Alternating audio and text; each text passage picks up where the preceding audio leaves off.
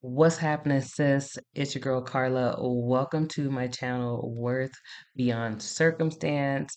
Um, I hope you guys are doing good. Starting to get a little bit more comfortable on camera. As you can see, I'm not doing all this twitching and shaking and looking around. It's definitely starting to feel a little bit more natural to me, but we'll get better as we grow. So today I wanted to talk about my four non-negotiables that I have set in stone in my day every single day. I think it's really important that we develop a practice of boundaries with everybody outside of us in order for us to mentally prepare ourselves to the day for our day. Um, you have people sometimes, and I'm guilty of this, and it's taken a lot of practice for me not to reach over and look at my phone first thing in the morning or get up first thing in the morning and call somebody. A lot of times that comes with a very heavy price energetically. And as I get older, I've just learned that there's just some things I'm just not doing no more. Sorry, not doing it. I don't want to talk to somebody first thing in the day, and the first thing that they're doing is complaining about some shit that I really don't even care about. Like, I'm sorry that I'm not sorry. So, with that being said, my goal is to get you guys to really think about, if you already don't have this practice, how you are conducting yourself and setting energetic boundaries for yourself with the outside world. So, these are my four non negotiables. Number one, I have to get a workout in before I talk to anybody, period. And as I stated before in my previous videos, is that astrology has really taught me about myself. And I have a lot of fire energy in my chart. And if I don't have a constructive way of being able to express all of that fire energy, it's gonna come out in how I communicate because fire rules all of my communication houses. And so I've learned that first thing in the morning, I have to get up and burn as much energy as I can in order for me to be human, presentable during the day. Like it's funny, but it's not funny when you catch these words. I'm telling you.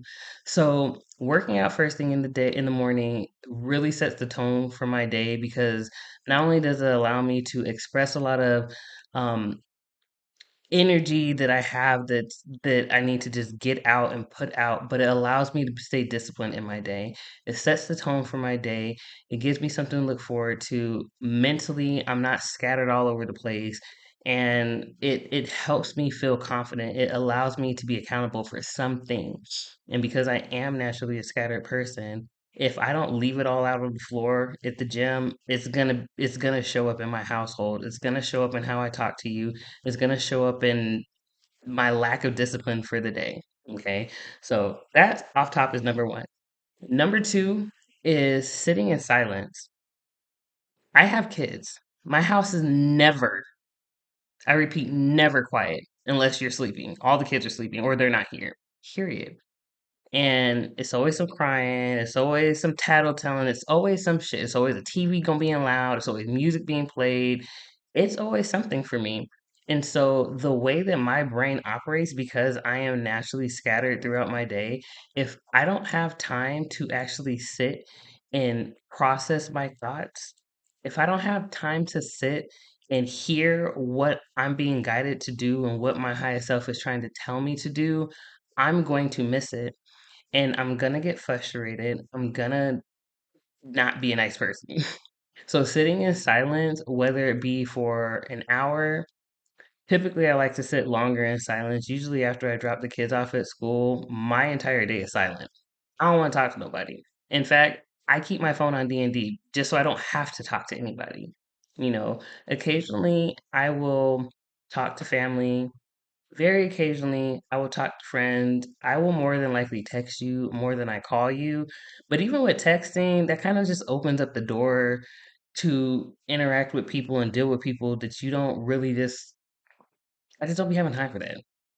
And I've learned to really accept that I don't have time for that shit as I've gotten older because it really does hinder how I move about my day. And I always tell people it's not that I don't care, I can't care. Like, it is just me in this house. And if I am taking on everybody's, every person's trauma that they're experiencing, this heartbreak, this experience at their job and what it is they're going through, it literally leaves nothing else for me to give my family. And so I am very intentional with who I give my energy to. I'm very intentional with the people that I give my energy to. I give the majority of my energy to my family, with my kids, number one, and then my immediate family.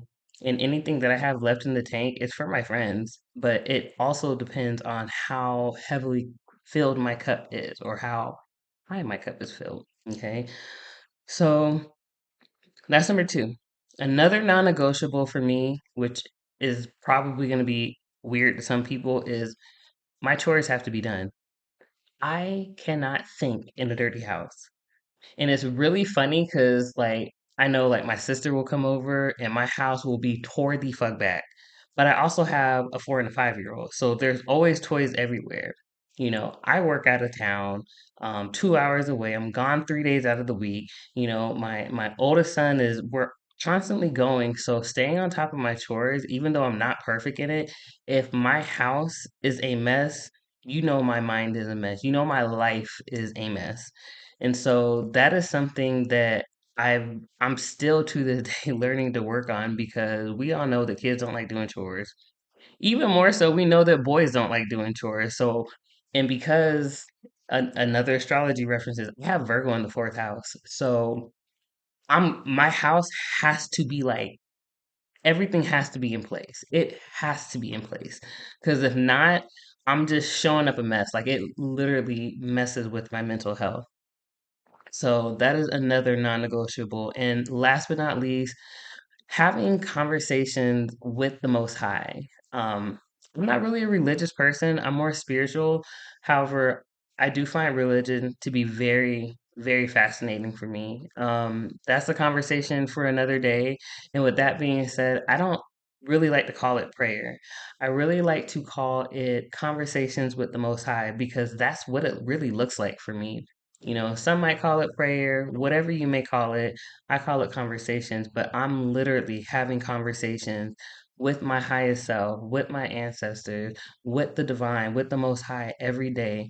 And I'm asking them to show up for me in ways that I didn't I need them to. I'm asking them to communicate with me. I'm asking them to tell me the things that I need to work on. I'm always grateful for the experiences that I have, the interactions with people that I have, because those interactions are what actually help us grow.